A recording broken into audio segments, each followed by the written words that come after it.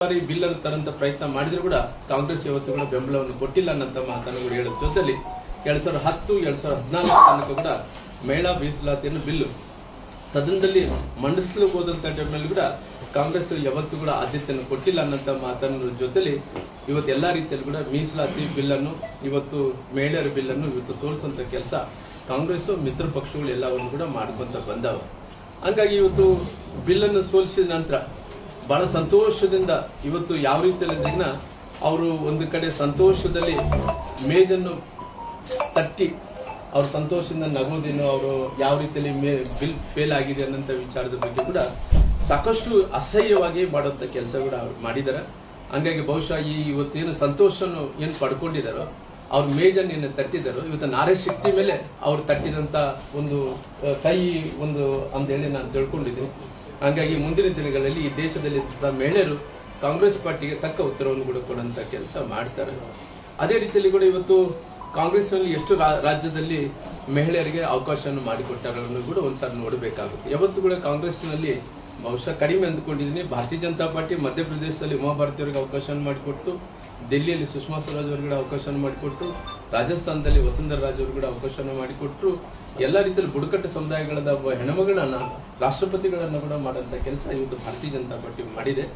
ಹಂಗಾಗಿ ಇವತ್ತು ನಾವು ಮಾಡಿದಂತ ಎಲ್ಲಾ ಬಿಲ್ಗಳಿಗೆ ವಿರೋಧ ಮಾಡುವಂತ ಕೆಲಸ ಕಾಂಗ್ರೆಸ್ ಪಾರ್ಟಿ ಮಾಡಿದೆ. ಉದಾಹರಣೆಯಾಗಿ ಹೇಳಬೇಕಾದ್ರೆ ಟ್ರಿಬಲ್ ತಲಾಕ್ ಅನ್ನು ಕೂಡ ವಿರೋಧ ಮಾಡುವಂತ ಕೆಲಸ ಮಾಡಿದೆ. ಅದೇ ರೀತಿ ಒಬಿಸಿ ಕಮಿಟಿ ಮಾಡಲು ಅವತ್ತು ಮಾಡಿದಂತ ಟೈಮಲ್ಲಿ ಅಪಸ್ವರಕ್ಕಂತ ಕೆಲಸ ಅವತ್ತು ಕಾಂಗ್ರೆಸ್ ಸರ್ಕಾರ ಮಾಡಿದೆ. ಸಿಎಎ ಕಾನೂನನ್ನು ವಿರೋಧ ಮಾಡುವಂತ ಕೆಲಸ ಮಾಡಿದೆ. ಆರ್ಟಿಕಲ್ 370 ಅನ್ನು ಕೂಡ ವಿರೋಧ ಮಾಡುವಂತ ಕೆಲಸ ಮಾಡಿದೆ. ರಾಮ ಮಂದಿರನ್ನು ಕೂಡ ವಿರೋಧ ಮಾಡುವಂತ ಕೆಲಸ ಮಾಡಿದೆ. ದೇಶಕ್ಕೆ ಉಪಯೋಗವಾದಂತಹ ಎಲ್ಲಾ ಬಿಲ್ಗಳನ್ನು ಕೂಡ ಮಸೂದೆಗಳನ್ನು ಎಲ್ಲವನ್ನು ಕೂಡ ವಿರೋಧ ಮಾಡುವಂತ ಕೆಲಸ ಮಾಡಿದೆ. ಹಂಗಾಗಿ ಇಂಡಿ ಕೂಟ ಇವತ್ತು ಮುಂದಿನ ದಿನಗಳಲ್ಲಿ ಜನರು ಇವತ್ತು ಅದೇ ಜೊತೆ ಮಹಿಳೆಯರು ಒಂದು ತಕ್ಕ ಪಾಠ ಅಂದ್ರಿನ ಇದನ್ನ ಪ್ರಾಯಶ್ಚಿತ್ತ ಪಡುವಂತ ಕೆಲಸ ಇವತ್ತು ಕಾಂಗ್ರೆಸ್ ಆಗುತ್ತೆ ಅನ್ನಂತ ಮಾತನ್ನು ಹೇಳೋದ್ರ ಜೊತೆಲಿ ಹಂಗಾಗಿ ಇವತ್ತು ಪತ್ರಿಕಾಗೋಷ್ಠಿಯನ್ನು ಕರೆದಿರುವಂತ ಉದ್ದೇಶ ಇವತ್ತು ದೇಶದ ಪ್ರಧಾನಮಂತ್ರಿ ನರೇಂದ್ರ ಮೋದಿಜಿಯವರು ಬಿಲ್ ಅನ್ನು ತಂದಂತ ಟೈಮಲ್ಲಿ ಮೈತ್ರಿಕೂಟಗಳು ಇನ್ನೊಂದು ಬೇರೆ ಬೇರೆ ಪಾರ್ಟಿಗಳೆಲ್ಲ ಸೇರಿ ಇವತ್ತು ಬಿಲ್ ಅನ್ನು ಕೂಡ ಇವತ್ತು ನಾಶ ಮಾಡುವಂತ ಕೆಲಸ ಆಗಿದೆ. ಅದಕ್ಕೋಸ್ಕರವಾಗಿ ಇವತ್ತು ಪತ್ರಿಕಾಗೋಷ್ಠಿಯನ್ನು ಕೂಡ ನಾವು ಕರೆದಿದ್ದೀವಿ. ಮಹಿಳಾ ಮೀಸಲಾತಿ ಬಿಲ್ ಇದೆ, ತಿದ್ದುಪಡಿಗೆ ವಿಫಲ ಆಗಿದೆ. ಆಲ್ರೆಡಿ ಜಾರಿ ಆಗಿದೆ 23 ಮೀಸಲಾತಿ ಬಿಲ್ ಇದೆ, ತಿದ್ದುಪಡಿ ಮಾಡೋದಕ್ಕೆ ಅವತ್ತಿದ್ದಂತ ಟೈಮಲ್ಲಿ ಕಾನ್ಸ್ಟಿಟ್ಯೂಷನ್ ಅಂತ ರಿಮೆಂಡ್ಮೆಂಟ್ ಅದು ತಿದ್ದುಪಡಿ ಆಗ್ಲೇಬೇಕಾಗುತ್ತೆ. ಕಾನ್ಸ್ಟಿಟ್ಯೂಷನ್ಲಿ ತಿದ್ದುಪಡಿ ಆಗಿದೆ ಅಲ್ಲ, ಕಾನ್ಸ್ಟಿಟ್ಯೂಷನ್ಲಿ ಮಹಿಳಾ ಮೀಸಲಾತಿ ಬಿಲ್ಲು ಪಾಸ್ ಆಗಿದೆ. ಅದನ್ನ ಈ ತಿದ್ದುಪಡಿ ಮಾಡಿ ಇಂಪ್ಲಿಮೆಂಟ್ ಮಾಡೋದಕ್ಕೆ ಅವತ್ತಿದ್ದಂತ 34 ಮಾಡೋದನ್ನ 29 ಮಾಡಕ್ ಹೋದನ್ನ ಅವತ್ತಿದ್ದಂತ ಟೈಮಲ್ಲಿ ಸ್ವಲ್ಪ ಸಂಖ್ಯೆ ಇಷ್ಟು ಮಟ್ಟಿಗೆ ಇದ್ದಿಲ್ಲ. ಹೊಸ ಜನಗಣತಿ ಅಬ್ಸಲ್ಯೂಟ್ ಮೆಜಾರಿಟಿ ಆ ಕಾರಣಕ್ಕಾಗಿ ನೀವು ಮಾಡ್ಕೊಂಡ್ರಿ. ನೀವೆಲ್ಲ ಬಳ್ಳಾರಿ ಕೂಡ ಸೆಲೆಬ್ರೇಷನ್ ಮಾಡಿದ್ರಿ, ಮಹಿಳೆಯರಿಗೆ ಯಾರು ಕೊಡ್ಲಾರ್ದು ನಾವು ಮಾಡಿದ್ರಿ. ಮತ್ತೆ ಪದೇ ಬರೋದೇನು ಅಲ್ಲ, ಯಾಕಂದ್ರೆ ಇವತ್ತು ಪ್ರಧಾನಮಂತ್ರಿಗಳು ಮುಂದಿನ ದಿನಗಳಲ್ಲಿ 33% ಮೀಸಲಾತಿ ತರಂತ ವಿಚಾರ ಬಂದಂತ ಟೈಮಲ್ಲಿ ಪೂರ್ಣ ಪ್ರಮಾಣದಲ್ಲಿ ಅಂದ್ರೆ ಫುಲ್ ಪ್ಲೇಜ್ ಆಗಿ ಅಂದ್ರೆ ಲೋಕಸಭಾ ಕ್ಷೇತ್ರಗಳು ಬೆಳಿಬೇಕು, ಜೊತೆಲಿ ಮಹಿಳೆಯರ ಸಂಖ್ಯೆ ಕೂಡ ಬೆಳಿಬೇಕು. ದೇವೇಗೌಡರ ಸಮಯದಲ್ಲೂ ಅದೇ ಹೇಳಿದ್ರಿ, ನಿಮ್ ಸಮಯದಲ್ಲಿ ಅದನ್ನೇ ಹೇಳ್ತಾ ಇದ್ರೆ ದೇವೇಗೌಡರು ಅಲ್ಲ ಇವತ್ತು ಇದು ಕ್ಷೇತ್ರ ವಿಂಗಡಣೆಗೋಸ್ಕರ ಇವತ್ತು ಎಲ್ಲ ಕೂಡ ನಡೀಲೇಬೇಕಲ್ಲ. ಒಂದು ಕಡೆ ಜನಗಣತಿ ನೀವೇ ಮಾಡಿದ್ರೆ ಮತ್ತೆ ಮೀಸಲಾತಿ ಕೂಡ ಆಗ್ಲೇಬೇಕಾಗುತ್ತೆ. 23 ಹೇಳಿದ್ದಾರೆ ಏನೂ ಇಲ್ಲ. ಅಲ್ಲ, ಇವತ್ತು ಪ್ರಧಾನಮಂತ್ರಿಗಳು ಇವತ್ತು ತಂದಿರುವಂತ ಉದ್ದೇಶ ಇವತ್ತು ಮಹಿಳೆಯರಿಗೆ ಒಂದು ಎಲ್ಲ ಎಲೆಕ್ಷನ್ ಉದ್ದೇಶ ಅಂತ ಎಲ್ರಿಗೂ ಗೊತ್ತಿದೆ. ವೆಸ್ಟ್ ಬೆಂಗಾಲ್, ತಮಿಳುನಾಡು ಅಂತ ಹೇಳಿ ಈ ಎಲೆಕ್ಷನ್ ಮುಗಿದ್ಮೇಲೆ ಕರಿಬಹುದಾಗಿತ್ತು ಸ್ಪೆಷಲ್ ಅಧಿವೇಶನ. ಎಲ್ಲ ರಾಜ್ಯ ಬಳಸಕ್ಕೆ ಪ್ರಯತ್ನ ಮಾಡ್ತೀವಿ. ಕಾಂಗ್ರೆಸ್ ನೀವು ಏನ್ ಡಿಫರೆನ್ಸ್ ಇಲ್ಲ. ಇವತ್ತಿನ ಅಜೆಂಡಾ ಅಲ್ಲ. 2014 ನಲ್ಲಿ ಅವತ್ತೇನು ಪ್ರಧಾನಮಂತ್ರಿಗಳಿಗೆ ಅವಕಾಶ ಸಿಕ್ಕಿದೆ ಅವತ್ತಿಂದ ಇವತ್ತಿನ ತನಕ ಕೂಡ ಅದೇ ದಾಟಿ ಮೇಲೆ ನಾವು ಮಾಡ್ಕೊಂತ 23 ಆಯ್ತಲ್ಲ ಸರ್, ತಾವೇ ಮಾಡಿದ್ರಿ. ಎಲ್ಲ ಜಾರಿ ಆಗ್ಬೇಕಾಗಿತ್ತು, ಮಾಡ್ಲಿಲ್ಲ ಅಷ್ಟೇ. ನೀವು ಪಾಸ್ ಮಾಡಿದ್ರಿ ಬಿಲ್ ಎಲ್ಲ. ಈಗ ಸರ್ ಈಗ ಖರ್ಗೆ ಅವರು ನಮ್ಮ ಪ್ರಧಾನಿ ಮೋದಿ ಅವರನ್ನ ಭಯೋತ್ಪಾದಕ ಅಂತ ಕರೆದಿದ್ದಾರೆ.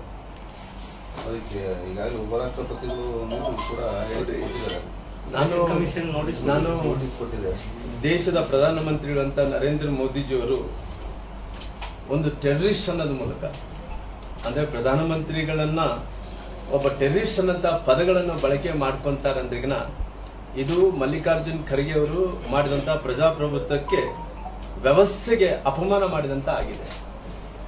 ಯಾಕಂದ್ರೆ ನಾನು ಮಲ್ಲಿಕಾರ್ಜುನ್ ಖರ್ಗೆ ಅವರು ಬಹುಶಃ ಒಂದು ಕುಟುಂಬವನ್ನು ಓಲೈಕೆ ಮಾಡೋಕೆ ಸಲುವಾಗಿ, ಒಂದು ಕುಟುಂಬವನ್ನು ಓಲೈಕೆ ಮಾಡಿಕೊಳ್ಳೋ ಸಲುವಾಗಿ ಇವತ್ತು ಬಹುಶಃ ಮಲ್ಲಿಕಾರ್ಜುನ್ ಖರ್ಗೆ ಅವರು ಈ ದೇಶದ ಪ್ರಧಾನಮಂತ್ರಿಗಳಂತ ನರೇಂದ್ರ ಮೋದಿಜಿಯವರು ಟೆರರಿಸ್ಟ್ ಅನ್ನಂತ ಪದವನ್ನು ಬಳಕೆ ಮಾಡಿದ್ದಾರೆ.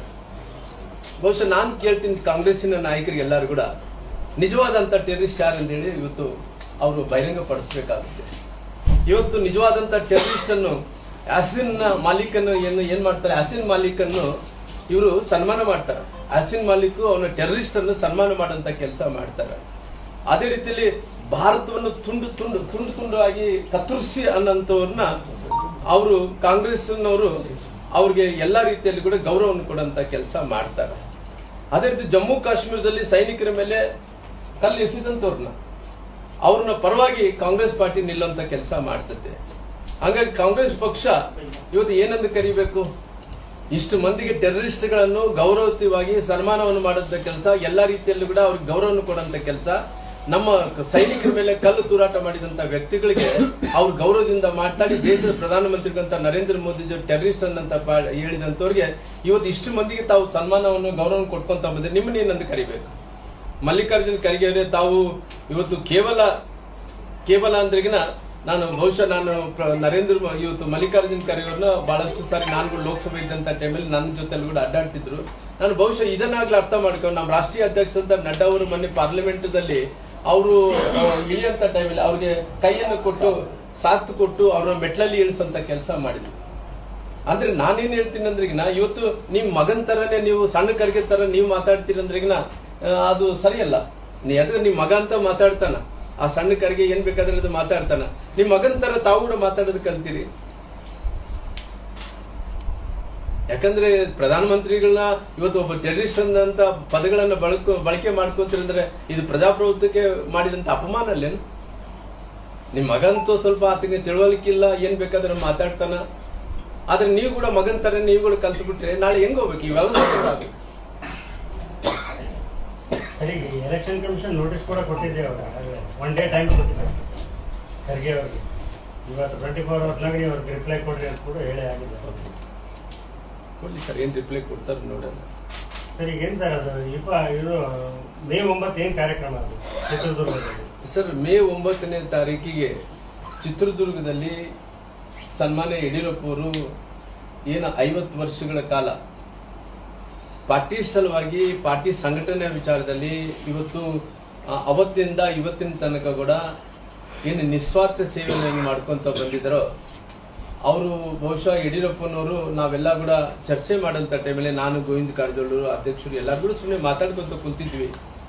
ಇವತ್ತು ಯಡಿಯೂರಪ್ಪರನ್ನ ಒಂದು ಸನ್ಮಾನ ಮಾಡೋದ್ರಿಂದ ಅದು ಪಾರ್ಟಿಗೆ ಗೌರವ ತರುತ್ತದೆ, ಅವರು ಮಾಡಿದಂತ ಸೇವೆ ಕೂಡ ಒಂದು ರೆಕಗ್ನೈಸ್ ಮಾಡಿದಂತ ಆಗುತ್ತೆ ಅನ್ನೋ ಕಾರಣದಿಂದ ಅವತ್ತು ನಾವೆಲ್ಲರೂ ಕೂಡ ಕುಂತು ಯಡಿಯೂರಪ್ಪರನ್ನ ಮನವೊಲಿಸಂತ ಪ್ರಯತ್ನ ಮಾಡಿ ಯಡಿಯೂರಪ್ಪರಂದ್ರು ಇಲ್ಲ ರೀ ರಾಮ್ಲೋರೆ ನನಗೆ ಬೇಡ, ಈ ರೀತಿ ನಾವ್ಯಾರು ಕೂಡ ಈ ಸನ್ಮಾನಗಳು ಅವೆಲ್ಲ ಕೂಡ ನನಗೆ ಇಷ್ಟ ಇಲ್ಲ ಅಂತ ಹೇಳಿ ಅವ್ರು ಹೇಳಿದ್ರು. ಹೇಳಿದಂತ ಟೈಮಲ್ಲಿ ಇಲ್ಲ ಸರ್, ತಾವು ಬಹಳಷ್ಟು ಈ ರಾಜ್ಯದಲ್ಲಿ ಪಾರ್ಟಿಯನ್ನು ಕಟ್ಟಿದ್ರಿ, ಪಾರ್ಟಿಯನ್ನು ಹತ್ತತ್ರ ನೀವು 2 ಸ್ಥಾನದಿಂದ 120, 125 ಸ್ಥಾನಗಳು ತನಕ ಗೆಲ್ಲಿಸಿದ್ರಿ, ಎಷ್ಟೋ ಬಾರಿ ಮುಖ್ಯಮಂತ್ರಿಗಳಾಗಿದ್ರಿ, ಸೇವೆ ಮಾಡಿದ್ರಿ. ಅಂತ ವ್ಯಕ್ತಿಗಳಿಗೆ ಸನ್ಮಾನ ಮಾಡೋದ್ರಿಂದ ಪಾರ್ಟಿ ಸಂಘಟನೆ ಆಗುತ್ತೆ.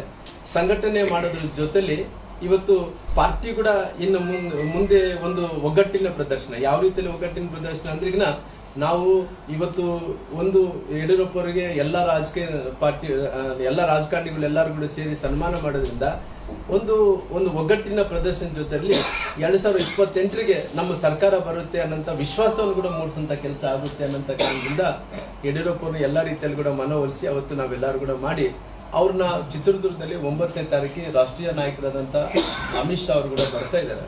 ಅಮಿತ್ ಶಾ ಬರುವಂತ ಕಾರ್ಯಕ್ರಮದಲ್ಲಿ ಸುಮಾರು 10 ಲಕ್ಷ ಜನರು ಸೇರ್ಬೇಕನ್ನಂತ ಕಾರಣದಿಂದ ಮತ್ತೆ ನಾಡದಿಂದ ನಾನು ವಿಜೇಂದ್ರ ಅವರು ಗೋವಿಂದ ಕಾರಜೋಳ ಎಲ್ಲರೂ ಕೂಡ 30 ಜಿಲ್ಲೆಗೆ ಹೋಗ್ತಾ ಇದೀವಿ. ಆ 30 ಜಿಲ್ಲೆಗಳಲ್ಲಿ ಹೋದಂತ ಟೈಮಲ್ಲಿ ಎಲ್ಲ ಕಾರ್ಯಕರ್ತರನ್ನ ಒಂದು ಮಾಡಿ ಪುನಃ ಎಲ್ಲರೂ ಕೂಡ ಆ ಕಾರ್ಯಕ್ರಮ ಬರುವಂತ ಮಾಡಿ ಆ ಕಾರ್ಯಕ್ರಮ ದೊಡ್ಡ ಮಟ್ಟದಲ್ಲಿ ಅಭಿಮಾನಿಗಳ ಯಡಿಯೂರಪ್ಪರ ಅಭಿಮಾನಿಗಳ ಬಳಗದಿಂದ ಪಾರ್ಟಿಯಿಂದ ಅಲ್ಲ ಇದು ಯಡಿಯೂರಪ್ಪರ ಅಭಿಮಾನಿಗಳಿಂದ ಆಗ್ತಾ ಇರುವಂತ ಈ ಸನ್ಮಾನ ಕಾರ್ಯಕ್ರಮದಲ್ಲಿ ರಾಷ್ಟ್ರೀಯ ನಾಯಕರಾದಂತಹ ಸನ್ಮಾನ್ಯ ಅಮಿತ್ ಶಾ ಅವರು ಕೂಡ ಬರ್ತಾ ಇದ್ದಾರೆ. ಸುಮಾರಾಗಿ 10 ಲಕ್ಷ ಜನರು ಸೇರ್ತಾ ಇದ್ದಾರೆ. ಆ ಕಾರ್ಯಕ್ರಮ ಯಶಸ್ವಿಯಾಗಿ ಮಾಡಬೇಕನ್ನೋ ಪ್ರಯತ್ನದಿಂದ ಇದೆಲ್ಲ ಕೂಡ ಮಾಡುವಂತ ಕೆಲಸ ಆಗ್ತಾ ಇದೆ.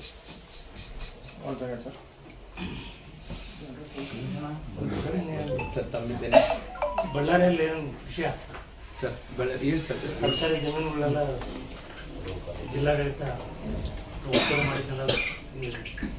ಅಲ್ಲ ನನಗೆ ಅವರು ಒತ್ತುವರಿ ಮಾಡಿದಂತ ವ್ಯಕ್ತಿಗಳು ಎಲ್ಲರದ್ದು ಕೂಡ ತೆರವುಗೊಳಿಸಬೇಕು ಅನ್ನೋಂತಾದ್ರೆ ನಾನು ವಿಶೇಷವಾಗಿ ನನ್ನ ಪರವಾಗಿ ನಮ್ಮ ಪಾರ್ಟಿ ಪರವಾಗಿ ಅವರಿಗೆ ಸಪೋರ್ಟ್ ಕೊಡಂತ ಕೆಲಸ ಮಾಡ್ತೀವಿ. ಅವ್ರು ಮಾಡಿದಂತ ಕೆಲಸ ಒಂದು 2-3 ಕಡೆ ಹೊಡೆದಾರ. ಯಾವ್ದು ಸರ್ಕಾರಿ ಜಮೀನಿದ್ರೆ ಅದು ಹೊಡಿಲ್ಲ, ನಮ್ದು ಯಾವುದೇ ಅಭ್ಯಂತರ ಇಲ್ಲ. ಇವತ್ತು ಬತ್ರಿಯಲ್ಲಿ ಬೇರೆ ಕಡೆ ಬಡವರು ಇರೋ ಕಡೆ ಅಲ್ಲಿ ಸಮಾಜ ಕಲ್ಯಾಣ ಇಲಾಖೆಯಿಂದ ಹಾಸ್ಟೆಲ್ ಸ್ಯಾಂಕ್ಷನ್ ಆಗಿದೆ ಅನ್ನೋಂತ ಕಾರಣದಿಂದ ಅಲ್ಲಿ ಬೋರ್ಡ್ಗಳು ಹಾಕಿದ್ದಾರೆ. ನಾನು ಕೂಡ ಹೋಗಿ ಬಂದೆ. ಅದು ನೋಡ್ರಿ ಇವತ್ತಿನ ತಲೆಮಾರದಲ್ಲ, ಸುಮಾರಾಗಿ 4-5 ತಲೆಮಾರುಗಳಿಂದ ಅದನ್ನ ಅದೇ ರೀತಿಯಲ್ಲಿ ಕೂಡ ಅದನ್ನ ಅವರು ಕಲ್ಟಿವೇಶನ್ ಮಾಡ್ಕೊಂತ ಒಕ್ಕಲ್ತನ ಮಾಡ್ಕೊಂತ ಆಮೇಲೆ ಊರು ಬೆಳೆದ ನಂತರ ಬತ್ರಿ ಅನ್ನೋಂತ ಗ್ರಾಮ ಬೆಳೆದ ನಂತರ ಆಮೇಲೆ ಅವ್ರದ್ದಂತ ವ್ಯವಸ್ಥೆಯಲ್ಲಿ ಅಲ್ಲಿ ಒಬ್ಬ ಸೆಡ್ ಹಾಕೊಂಡು ಅಲ್ಲಿ ಒಬ್ಬ ಹ್ಯಾಂಡಿಕ್ಯಾಪ್ಟ್ ಪಂಪಣ್ಣ ಅಂತೇಳಿ ಒಬ್ರು ಹ್ಯಾಂಡಿಕ್ಯಾಪ್ಟ್ ಅನ್ನೋಂಥವ್ರು ಅಲ್ಲಿ ಒಂದು ಸೆಡ್ ಹಾಕೊಂಡಿದ್ದಾರೆ. ಅಂತ ಯಾಕೆ ಹಾಕೊಂಡಿದ್ದಾರೆ? ಹೈನುಗಾರಿಕೆ ಮಾಡಬೇಕು ಅನ್ನೋಂಥ ಕಾರಣದಿಂದ ಅವರು SC/ST ದಿಂದ ಲೋನ್ ತಗೊಂಡು ಹೈನುಗಾರಿಕೆ ಮಾಡ್ಬೇಕಂದ್ರೆ ಒಂದು ಸೆಡ್ ಹಾಕೊಂಡಂತ ಟೈಮಲ್ಲಿ ತೆರವುಗೊಳಿಸಿದ್ದಾರೆ.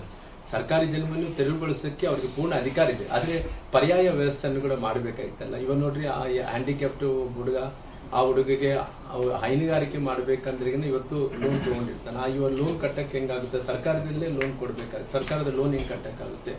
ಹಂಗಾಗಿ ಯಾವತ್ತು ಏನೇ ತೆರವುಗೊಳಿಸಂಗಿದೆ. ಯಾಕಂದ್ರೆ ಇವತ್ತು ನನ್ನ ಹತ್ರ ಪಟ್ಟಿದೆ, ನಾನು ಮುಂದಿನ ವಾರ ಅದನ್ನ ಬಿಡುಗಡೆ ಮಾಡೋಂತ ಕೆಲಸ ಮಾಡ್ತೀನಿ. ಯಾರ್ಯಾರು ಎಷ್ಟೆಷ್ಟು ಒತ್ತುವರಿ ಮಾಡ್ಕೊಂಡಾರಂದ್ರೆ ಬೇಕಾದ್ರೆ ಈಗ ಎಲ್ಲರನ್ನೂ ಒತ್ತುವರಿ ಎಲ್ಲ ಕೂಡ ಖಾಲಿ ಮಾಡಲಿ. ಅವ್ರು ಇರಲ್ಲ, ರಾಜಕಾರಣಿಗಳು ಎಷ್ಟೋ ದೊಡ್ಡ ವ್ಯಕ್ತಿಗಳಾಗಿರ್ಬೋದು, ಬಡವ ಆಗಿರ್ಬೋದು, ದೊಡ್ಡ ಮನುಷ್ಯನಿಗೆ ಏನು ನ್ಯಾಯ ಸಿಗುತ್ತನೋ ಬಡವನು ಕೂಡ ಅದೇ ನ್ಯಾಯ ಸಿಗಬೇಕು. ಎಷ್ಟಾಗಿದೆ ಅಂತ ನಿಮ್ಮ ಹತ್ರ ಕೊಡ್ತೀರಾ? ಅಲ್ಲ, ನನ್ನ ಹತ್ರ ಇಲ್ಲ ರೀ. ನನ್ನ ಹತ್ರ ಏನಿಲ್ಲ, ಸಿದ್ಧ ಮಾಡಂದೇಳಿ ಕೊಟ್ಟಿದ್ದೀನಿ. ನಾನು ಆಲ್ರೆಡಿ ಎಲ್ಲಾ ಇಲಾಖೆ ಕೇಳಿದ್ದೀನಿ. ಎಲ್ಲಾ ಇಲಾಖೆ ನೋಡಿ, ಎಲ್ಲಾ ಇಲಾಖೆಯಲ್ಲಿ 36 ಇಲಾಖೆಯಲ್ಲಿ ಕೂಡ ಎಲ್ಲಾ ಇಲಾಖೆಗೆ ಸಂಬಂಧಪಟ್ಟಿರುವಂತ ಬಹಳಷ್ಟು ಕಡೆ ಕೆಲವು ರಾಜಕಾರಣಿಗಳು ಒತ್ತುವರಿ ಮಾಡ್ಕೊಂಡಾರ. ಜೊತೆಲಿ ಬಡವ್ರದ್ದು ಬೇಕಾದಂತ ಜಮೀನುಗಳು ಕೂಡ ಒತ್ತುವರಿ ಮಾಡ್ಕೊಂಡಿದಾರ.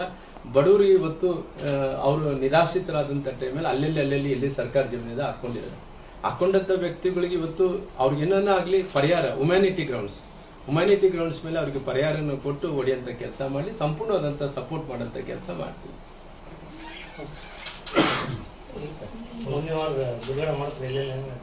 ಅದನ್ನ ನಾನು ಕೊಡ್ತೀನಿ ಸರ್. ನನ್ನ ಹತ್ರ ಪಟ್ಟಿದೆ ಆಲ್ರೆಡಿ. ನನ್ನ ಹತ್ರ ಅರ್ಧ ಪಟ್ಟಿ ಸಿಕ್ಕಿದೆ, ಇನ್ನೊಂದು ಅರ್ಧ ಪಟ್ಟಿ ಸಿಗ್ಬೇಕಾಗಿದೆ. ಅರ್ಧ ಪಟ್ಟಿ ಸಿಕ್ಕಿದ ನಂತರ ತಮ್ಗೆಲ್ಲರಿಗೂ ಕೂಡ ಕಳಿಸ್ಕೊಡಂತ ಅಲ್ಲ, ಎಲ್ಲ ಹೊಡಿಲಿ ಅನ್ನೋದಕ್ಕಿಂತ ಇವಾಗ ನೋಡಿ ಅವ್ರು ಎಲ್ಲೋ ಒಂದು ಕಡೆ ಇವತ್ತು ಮುಂಬೈದಲ್ಲಿ ಇವತ್ತು ಯಾರ್ದಂತೇಳಿ ಗೊತ್ತಿಲ್ಲ, ಅದು ಹೊಡೆದೋಗಿದೆ. ಅದು ಒಳ್ಳೆ ಕೆಲಸ, ಇಲ್ಲ ಅನ್ನಕ್ ಹೋಗಲ್ಲ. ಆದ್ರೆ ಮತ್ತೆ ಪುನಃ ಹೌದು, ನನಗೆ ಗೊತ್ತಿಲ್ಲ. 36 ಲಕ್ಷ ಕೊಟ್ಟು ಅಲ್ಲಿ ಜನಕ್ಕೆ ಅವರು ದೇವಸ್ಥಾನಕ್ಕೆ ಮುಂದೆ ಸಮುದಾಯ ಭವನ ಅಲ್ಲ, ನನಗೆ ಗೊತ್ತಿಲ್ಲ. ಅದ್ರ ಬಗ್ಗೆ ನನಗೆ ಯಾರು ಏನಂದ್ರೆ ಗೊತ್ತಿಲ್ಲ. ಅಕಸ್ಮಿತವಾಗಿ ಸುತ್ತ 56 ಕುಟುಂಬಗಳು ಕೂಡ ಅನಾಥ ಇದೆ. ಅದೆಲ್ಲವೂ ಸರ್ಕಾರಿ ಜಮೀನೆ. ಬಟ್ ವಾಸ ಇರೋದ್ರಿಂದ ನಾವು ತೆರವುಗೊಳಿಸ್ತಾ ಇಲ್ಲ. 22 ಸೆಂಟ್ಸ್ ವಾಸ ಇಲ್ಲ ಅಂತ ತೆರವುಗೊಳಿಸ್ತು ಅಂತ ಹೇಳ್ತಾರೆ. 56 ಜನನು ಒಂದ್ಸರಿ ಅರ್ಜಿ ಕೊಟ್ಟಿದ್ದಾರೆ ತಹಸೀಲ್ದಾರ್. ನಾನೇನ್ ಹೇಳ್ತೀನಿ, ಹೌದಪ್ಪ, ಅಲ್ಲಿ ಯಾರದೇ ಆಗ್ಲಿ ನಿವಾಸಿ ಇಲ್ಲದಂತ ಪ್ರದೇಶದಲ್ಲಿ ಹೊಡೆದಾಕಿದ್ರು. ಅಲ್ಲಿ ನಿವಾಸಿ ಇದ್ದಂತ ಬತ್ರಿದಲ್ಲಿ ಕೂಡ ಹೊಡೆದಾಕಿದ್ರು. ನಮ್ಮ ಹೊಲ ಕೂಡ ಅಲ್ಲೇ ಇತ್ತು. ನಾವು ಹಂಗೆ ಅಡ್ಡಾಡ್ತಿದ್ವಿ. ಮುಂಚೆಲ್ಲ ಕುಣಿರೋದು ಈ ಕಡೆ ಎಲ್ಲ ಕೂಡ ಕುಣಿತ್ರಿ. ಆಗಿನ ಕಾಲದಲ್ಲಿ ಅವಾಗ ಯಾರಿಗೂ ಬಡವರೆಲ್ಲ ಸಿಲ್ಲ, ಅವೆಲ್ಲ ಲೈನ್ ಹಾಕೊಂಡ್ರು. ಆಗ ಹಾಕೊಂಡು ಅದ್ರ ಹಂಗೆ ಮುಂದುವರ್ಸ್ಕೊಂತ ಹೋದ್ರು. ಈಗ ಎಲ್ಲದಕ್ಕೆ ನೀವು ಬಡವರು ಅದರ ಇದಾದ ಅಂತ ಹೋಗ್ಬಿಟ್ರೆ ನಾವು ಸುಮ್ಮನೆ DC ಆಫೀಸ್ ಎಲ್ಲ ಹೊಡೆದಾಗ ಬಡವ್ರಿಗೆ ಮನೆ ಕಟ್ಕೊಟ್ಬಿಟ್ರೆ ಹಂಗಲ್ಲ ಸರ್, ಹಂಗ ವ್ಯವಸ್ಥೆ. ಈಗ ಇವತ್ತು ಫುಟ್ಪಾತ್ ತೆರವು ಏನಾಗ್ತಿದೆ, ನಿಮ್ಮ ಪಾಲಿಕೆ ಸದಸ್ಯರೇ ಫುಟ್ಪಾತ್ ತೆರವು ಆಗ್ತಿಲ್ಲ ಅಂತೇಳಿ ಶಿಕ್ಷಣ ಇದ್ರ ಮಾಡ್ತಾರೆ. ಫುಟ್ಪಾತ್ ತೆರವು ಆದ್ರೆ ಅಂದ್ರೆ ನಿಮ್ಮವ್ರ ಅಂತಲ್ಲ, ಅವರೇ ಬರ್ತಾರೆ, ಬಡವ್ರ ಅದರ ಅಂದ್ರೆ ಸುಮ್ಮನೆ ಎಲ್ಲರಿಗೆ ಬಡವ್ರಿಗೆ ಹಂಚ್ಬಿಟ್ರೆ ಆಯ್ತು. ರಾಯಲ್ ಸರ್ಕಲ್ ಎಲ್ಲರಿಗೆ ರಾಯಲ್ ಸರ್ಕಲ್ ಎಲ್ಲ ಹೊಡೆದು ಬಿಡೋದು ಬಡವ್ರು. ನೀವೇ ಹೇಳ್ತೀರಿ ಸ್ವಾಗತ ಮಾಡ್ತೀವಿ. ನೀವು ಅತಿಕ್ರಮಣನ ಮಾಡಿದ್ರೆ ಅವ್ರು ಎಷ್ಟು ವರ್ಷ ಮಾಡ್ಯಾರ, ಅವ್ರಿಗೆ ದಂಡ ಹಾಕ್ರಿ, ಇನ್ನೊಬ್ರು ಅದಕ್ಕೊಂದು ಮೆಸೇಜ್ ಹೋಗ್ಲಿ ಅಂತ ಹೇಳಿ ಮಾತಾಡ್ಬೇಕಾಗ್ಬಿಡ್ರಿ ರಾಜಕಾರಣಿಗಳಾಗಿ. ಬಡವರು ಅದೊಂದು ಬಹಳ ಚೆನ್ನಾಗಿದೆ ಹೇಳಕ್. ಬಡವರು ಹಾಕ್ಯಂಡಾರ ಹಾಕಿಂತಾರ, ನಾಳೆ ಹೆಂಗಾರ ಬಡವ್ರಿಗೆ ಹಚ್ಚಿಬಿಟ್ಟ ವ್ಯಾಪಾರಿ ಎಷ್ಟಿರ್ಬೋದು, ಏನೋ 1000 ರೂಪಾಯಿ ಇರ್ಬೋದು. ಎರಡೆರಡು ಲೋಡ್ ಕಲ್ಲಂಗಡಿ ಹಾಕಿ ಫುಟ್ಪಾತ್ ಹಾಕಿ ಮಾರಾಟ ಬಡವ್ರ ಬಡವರು ಇರ್ತಾರ ಅಂತದೆಲ್ಲ ಬಡವ್ರು ಅಂತೇಳಿ ನೀವು ಏನೋ ಒಂದು ಹಳ್ಳಿಯಿಂದ ಈಗ ನಾಗರಹಳ್ಳಿಯಿಂದ ಬಂದು ನಾಗರಹಳ್ಳಿಯಿಂದ ಬಂದು ಅವ್ನು ಬಡವ. ನೀವು ಸರ್ಕಾರ ಆದೇಶಗಳು ತೆಗೆದು ನೋಡ್ಬೇಕು ಸರ್, ಯಾಕಂದ್ರೆ ನೀವು ಮಾತಾಡೋದಲ್ಲ. ಹೇಳ್ರಿ ಏನು ಸರ್ಕಾರ ಹೇಳ್ರಿ, ನಾವು ತಿಳ್ಕೊಂತೀವಿ ಸ್ವಲ್ಪ. ಸರ್ಕಾರ ಆದೇಶಗಳು ಹೆಂಗಿರ್ತಾವಂದ್ರೆ ಯಾರನ್ನ ಆಗ್ಲಿ ಎಂತ ಬಡವನಾಗ್ಲಿ 3 ವರ್ಷ ಆದ್ಮೇಲೆ ಅವ್ರು ತೆರವುಗೊಳಿಸಕ್ ಅಧಿಕಾರ ಇಲ್ಲ. ಹಾ, ಸರ್ಕಾರ ಜಾಗ ಅದಕ್ಕೊಂದು ನಾನು ಮತ್ತೆ ಮುಂದಕ್ಕೆ ಹೋಗ್ತೇನೆ. ಬೇಕನ್ನಂತ ನೀವು ಹೇಳಿದ್ರಲ್ಲ, ರಾಮ್ ಲೋರೆ ಇವತ್ತು ಇಷ್ಟು ಮಂದಿ ಹಂಗಂದ್ರೆ DC ಆಫೀಸ್ ನೀವು ಬಡವರು ಕೊಟ್ಬಿಟ್ರಿ, ST ಆಫೀಸ್ ಬಡವರು ಕೊಟ್ಬಿಟ್ರಿ, ಹಾಗಲ್ಲ. ವ್ಯವಸ್ಥೆ ಇವತ್ತಿಂದ ಹುಟ್ಟಿದ್ಕೊಂಡಿರೋಂಥ ವ್ಯವಸ್ಥೆ ಅಲ್ಲ, ಆದಿ ಕಾಲದಿಂದ ಇವತ್ತು ಬಳ್ಳಾರಿ ಯಾವತ್ತು ಹುಟ್ಟಿದ ಅವತ್ತಿನಿಂದ ಕೂಡ ಇಲ್ಲಿ ಕೆಲವು ಮಂದಿ ಇವತ್ತು ನೋಡ್ಬೇಕಂದ್ರೆ ಊರಲ್ಲಿ ಇವತ್ತು ದೇವಿನಗರ, ಬಸವನಗುಂಟ, ನಂತರ ಬಂಡಿಮೋಟು ಇವೆಲ್ಲ ಕೂಡ ನೋಟಿಸ್ ಎಲ್ಲವೂ ಕೂಡ ಸರ್ಕಾರಿ ಇನ್ನು ಮುಂದಕ್ಕೆ ಹೋಗ್ತಾ ಸರ್ಕಾರಗಳು ಬಂದಂತ ಟೈಮಲ್ಲಿ ಕೆಲವೊಂದು ಮನೆ ಇಲ್ದಿರೋರು ಹಾಕಿದ್ರೆ 20-30 ಹಾಕೊಂಡ್ರೆ ಯಾರು ಅಬ್ಜೆಕ್ಷನ್ ಇಲ್ಲ. ಎಕರೆಗಟ್ಲೆ ಹಾಕಂತಿದ್ದಾರೆ, ಎಕರೆಗಟ್ಲೆ ಸರ್ಕಾರಿ ಬ್ರಿಕ್ಸ್ ಮತ್ತೊಂದು ಅವಕ್ಕೆಲ್ಲ ಪರ್ಮಿಷನ್ ಕೊಡ್ತಾರೆ. ನಾನು ಅಲ್ಲ ಇಲ್ಲಿ ಕೇಳಿ ಒಂದು ನಿಮಿಷ, ಸಿಟಿ ವ್ಯಾಪ್ತಿಯಲ್ಲಿ ಇರ್ತಕ್ಕಂತ 10 ಕಿಲೋಮೀಟರ್ ಸಿಟಿ ವ್ಯಾಪ್ತಿ ಒಳಗೆ ಬಗರ್ ಹುಕುಮ್ಗೆ ಅರ್ಜಿ ಹಾಕೊಂಡ್ರೆ ಕೊಡಕ್ಕೆ ಬರಲ್ಲ. ಇದು ವ್ಯಾಲ್ಯೂಬಲ್ ಲ್ಯಾಂಡ್ಸ್, ಕೋಟಿಗಟ್ಟಲೆ ಬೆಲೆ ಬಾಳ್ತವೆ. ಎಲ್ಲರ ಮಾಫಿಯಾಗಳೆಲ್ಲ ಸೇರ್ಬಿಟ್ಟು ಸುಮ್ಕೆ ಅಮಾಯಕ ಬಡವರಿಗೆ ಹಾಕ್ತಾರೆ ಶೆಡ್. ಇವಾಗ ನೀವು ಹೇಳಿದ್ರೆ ಅಂಗವಿಕಲ ಅಂತ ಶೆಡ್ ಎಷ್ಟು ಹಾಕಿದಾರೆ ಅವರು? ಒಂದು ಹತ್ತತ್ರ ನನಗೆ ಗೊತ್ತಿರೋ ಶೆಡ್ಡಿಗೆ ಒಂದು 20 ಲಕ್ಷ ರೂಪಾಯಿ ಖರ್ಚು ಮಾಡಿ. ಮತ್ತೆ ಹೆಂಗ್ ಮಾಡ್ತಾರೆ? ಸರ್ಕಾರ ಲೋನ್ ತಗೊಂಡ ಸರ್ ಲೋನ್ ತಗೊಳ್ತಾರೆ, ಲೋನ್ ತಗೊಂಡು ಹೈನುಗಾರಿಕೆ ಮಾಡಿ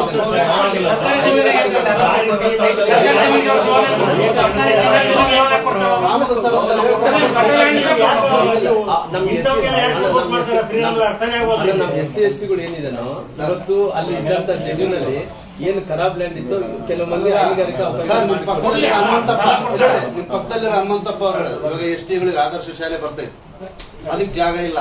ಇವಾಗ ಒಬ್ಬ ಅವನ 32 ಎಕರೆ ಹಾಕೊಂಡಿದ್ದಾರೆ, ಅವನ 5 ಎಕರೆ ಒಬ್ಬನ ಹಾಕಿದ್ದ ಇಲ್ಲಿ ನಲಚರು ಖಾಲಿ ಮಾಡ್ತಿದ್ರು. ಅಲ್ಲ ಸರ್, ಇವಾಗ ಹಾಸ್ಟೆಲ್ಗಳಿಗೆ ಜಾಗ ಇಲ್ಲ, ಸರ್ಕಾರಿ ಕಚೇರಿಗಳು ನಿಮ್ಮ ಮಕ್ಕಳಿಗೆ ಒಂದು ಹಾಗೆ ಬರ್ತದಂದ್ರೆ ಜಾಗ ಇಲ್ಲ. ಏಕಲವ್ಯ ಶಾಲೆ ಬಂದಿತ್ತು ಇನ್ನೊಂದು, ಅದಕ್ಕೆ ಜಾಗ ಇಲ್ಲ.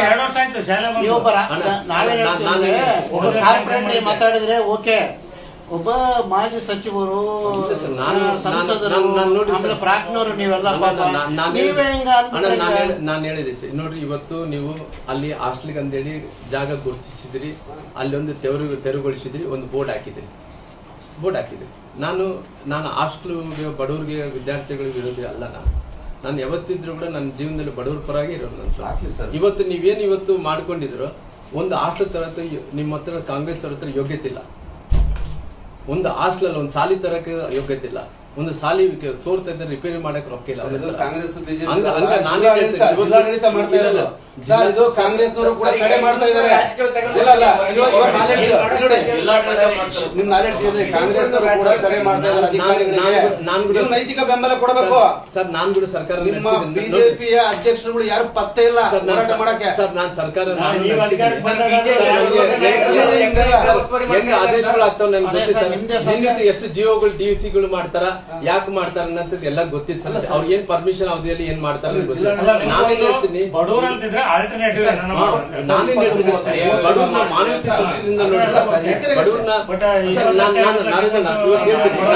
ನಾನು ಹೇಳ್ತೀನಿ ಅಣ್ಣ, ಇವತ್ತು ನಾನು ಹೇಳ್ತೀನಿ, ಬೇಕಾದ್ರೆ ಇವತ್ತು ಎಲ್ಲಪ್ಪ ಬಡವ್ರು ದೊಡ್ಡದಿಲ್ಲಪ್ಪಣ್ಣ. ಇವತ್ತು ಬಟ್ಟಿ ಪ್ರದೇಶದಲ್ಲಿ ಹೋಗೋಣ, ಬಟ್ಟಿ ಪ್ರದೇಶ ನಲ್ಲಚೇರು ಪ್ರದೇಶದಲ್ಲಿ ಯಾವ ಕಾಂಗ್ರೆಸ್ ನಾಯಕರು ಎಷ್ಟು ಮಂದಿ ಯಾವ ರೀತಿಯಲ್ಲಿ ಒತ್ತುವರಿ ಮಾಡಿದ್ದಾರೆ ಅಲ್ಲ. ನಾನೇನ್ ಹೇಳ್ತೀನಿ, ಇವತ್ತು ಬಿಡುಗಡೆ ಮಾಡ್ತೀನಿ.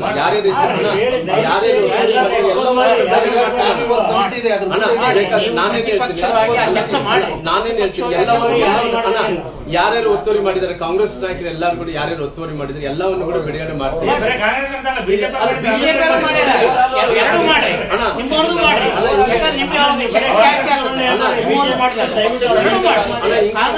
ಬಿಜೆಪಿ, JDS, ಇನ್ಯಾವ ಲೋಕಲ್ ಪಾರ್ಟಿ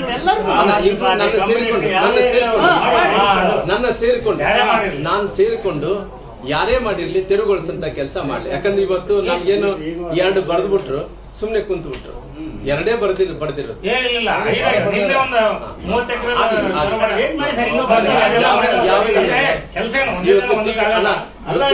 ಸರ್ಕಾರ ನಲ್ಲಚೇರು ಪ್ರದೇಶದಲ್ಲಿ ಎಷ್ಟು ಒತ್ತುವರಿ ಮಾಡಿದಾರ ಹೇಳ್ತೀನಿ. ಬಟ್ಟಿ ಪ್ರದೇಶದಲ್ಲಿ ಎಷ್ಟು ಖಂಡಿತ ಸರ್, ಎಲ್ಲ ಹೇಳಿದೆ. ಟೋಲ್ ಬಜಾರ್ ಎಷ್ಟಲ್ಲಿ ಒತ್ತುವರಿ ಮಾಡಿದ್ದಾರೆ ನೋಡಿಸ್ತೀನಿ. ಎಲ್ಲವನ್ನು ಕೂಡ ಒತ್ತುವರಿ ಮಾಡಿದ್ದಂಥದ್ದು ಪಟ್ಟಿ ಬಿಡುಗಡೆ ಮಾಡಿ. ಬೇಕಾದ್ರೆ ಅದು ಏನ್ ಮಾಡ್ತಾರೆ? ನೀವು ಹಂಗ ಮಾಡಿ ಜಿಲ್ಲಾಡಳಿತ ಸಾಕಾರ ಮಾಡ್ದಂಗ ಆಗುತ್ತಲ್ಲ ಸರ್. ಲೇಔಟ್ ಮಾಡ್ತಿದ್ದಾರಲ್ಲ. ಲೇಔಟ್ ಮಾಡ್ತಾರೆ ಗುಡ್ದಾಗೆ ಕೋಟೆ ಹಾಕ್ಬಿಡ್ತಾರೆ ನೀವು ಸ್ವಲ್ಪ ಬಿಟ್ರೆ ಏನೋ ಐದೇ ಸರಿಗೆ ಕೋಟೆ ಕೂಡ ಹಾಕ್ಬಿಡ್ತಾರೆ. ಜಾಸ್ತಿ ಆಗಿದ್ದಾವೆ ಜಾಸ್ತಿ. ನಾನೇನ್ ಹೇಳ್ತೀನಿ ಸರ್, ಈಗ ನೀವು ಪ್ರತಿಪಕ್ಷವಾಗಿ ಆ ಕೆಲಸ ಮಾಡಿ. ನಿಮ್ ಸರ್ಕಾರ ಇದ್ದಾಗ ನೀವು ಮಾಡಿದ್ರೆ ಅಲ್ಲಿ ವಾಸಿ ಸ್ಕೂಲ್ ಪಟ್ಟಿಗೆ ಅಲ್ಲೆಲ್ಲ ಅಮೆರಿಕನ್ ಕಾಲೇಜ್ ಇವೆಲ್ಲ ಅವೆಲ್ಲ ಸರ್ಕಾರ ಲ್ಯಾಂಡ್ಗಳಲ್ಲ. ಮತ್ತೆ ಅಲ್ಲೆಲ್ಲ ಕಡಿಯೋಣ, ಯಾರು ಕಡಿಯೋರು? ಅಣ್ಣ, ಈ ದಯಾ ಕೇಂದ್ರ ದಯಾ ಕೇಂದ್ರ ಬಡವರು ದಯಾ ಕೇಂದ್ರ ರೆಕಗ್ನೈಸ್ ಅದ ಐಡೆಂಟಿಫೈ ಅವ್ರ ಕುಷ್ಠ ರೋಗಿಗಳು ಅದೊಂದು ಪರಿಹಾರ ಕೇಂದ್ರ. ಅದರಲ್ಲಿ ಆದಂತದ್ದು ಇವತ್ತು ಯಾವ ಇಲ್ಲಿ ಅಲ್ಲಿ ಎಲ್ಲ ಕಾಂಪ್ಲೆಕ್ಸ್ ಕಟ್ಟಿಬಿಟ್ಟಾರ. ಅಲ್ಲ ಅದನ್ನೇ ಹೇಳ್ತಾರೆ, ನಿಮ್ಗೆ ಗೊತ್ತಿದೆಯಲ್ಲ, ನೀವು ಮಾಡ್ರಿ, ಈಗ ನೀವು ಅದನ್ನ ಇಲ್ಲ ನಾನು ಜಾಸ್ತಿ ಒತ್ತುವರಿ ಮೆಸೇಜ್ ಹೋಗುತ್ತೆ. ಹುಡುಕ್ತಾರೆ, ಎಲ್ಲೆಲ್ಲ ರಾಜಕಾರಣಿಗಳು ಬರೋದ್ರಿಂದ ಎಲ್ಲರೂ ಕಡಿಯುತ್ತಾರೆ. ಹೇಳ್ತೀನಿ, ಬಡವರಲ್ಲಿ ತೆರುಗಳು ಸಂಗಿದ್ರೆ ಆಲ್ರೆಡಿ ನಾನೇನು ಅವ್ರ ಪರವಾಗಿಲ್ಲ, ಪರಿಹಾರ ಉತ್ತರನೇ ಕೊಡ್ಲಿಲ್ಲ ನೀವು. ಫುಟ್ಪಾತ್ ಹೇಳೋರು ನೀವೇ, ಹೆಂಗ ಒತ್ತುವರಿ ಮಾಡ್ಕೊಂಡವ್ರಿಗೆ ಸಪೋರ್ಟ್ ಮಾಡೋರು ನೀವೇ. ನಿಜವಾದ ಬಡವರಿಗೆ ಸಪೋರ್ಟ್ ಮಾಡಿ ಮಾಡ್ರಿ. ಹಣ್ಣು ಮಾಡ್ತಾರಲ್ಲ, ಪುಟ್ಟಿ ಇಟ್ಕೊಂಡು ಎರಡೆರಡು ಲೋಡ್ ಹಣ್ಣು ಸಣ್ಣ ಹೆಂಗ್ ಬಡವತ್ತಾನ ಬೇರೆ ಏನು ಕೇಳಿ ನೀವೇ ಹೇಳ್ಬೇಕು. ಏನು ಮುಂದುವರೆ ಬಿಡುಗಡೆ ಮಾಡ್ರಿ ಅಷ್ಟೇ. ಕಮಿಟ್ ಆಗಿರಿ, ಬಿಡುಗಡೆ ಮಾಡ್ರಿ. ಸರ್ ಹೇಳಿ ಪ್ರವಾಸ ಇನ್ನೊಂದೆರಡು ಲೇಟ್ ಆಗಲಿ. ಯಾಕಂದ್ರೆ ಈಗ ರಾಜ್ಯದ ಪ್ರವಾಸಿ ಮಾಡಲ್ಲ. ನೀವು ಬೇಕಾದ ಕಾಪಿ ಕಳಿಸ್ಕೊಡ್ತೀನಿ. ಇಲ್ಲ ಶ್ರೀರಾಮ್ಲ, ನಮ್ಮ ಮಾಹಿತಿ ಪ್ರಕಾರ ಶ್ರೀರಾಮ್ಲು, ನಮ್ಮ ಮಾಹಿತಿ ಪ್ರಕಾರ ಜಿಲ್ಲಾಡಳಿತ 106 ಜನರದ್ದು ಇದೆ ಗಟ್ಟಿ ಇದೆ. ಬಟ್ ಎಲ್ಲಾ ದಾಖಲೆಗಳನ್ನ ಸರಿಪಡಿಸಿಕೊಂಡು ಆಮೇಲೆ ಈಗಾಗಲೇ 12 ರೆಡಿ ಆಗಿದೆ. ಇದು ಇಟಂಗಳ್ಳಿ ಬಟ್ಟೆ ಹತ್ರ ಒಂದೊಂದು. ಹೆಚ್ಚಿನ ವಿಡಿಯೋಗಳಿಗೆ ಪ್ರತಿಧ್ವನಿ ಯೂಟ್ಯೂಬ್ ಚಾನೆಲ್ ಸಬ್ಸ್ಕ್ರೈಬ್ ಮಾಡಿ, ಬೆಲ್ ಐಕಾನ್ ಕ್ಲಿಕ್ ಮಾಡಿ.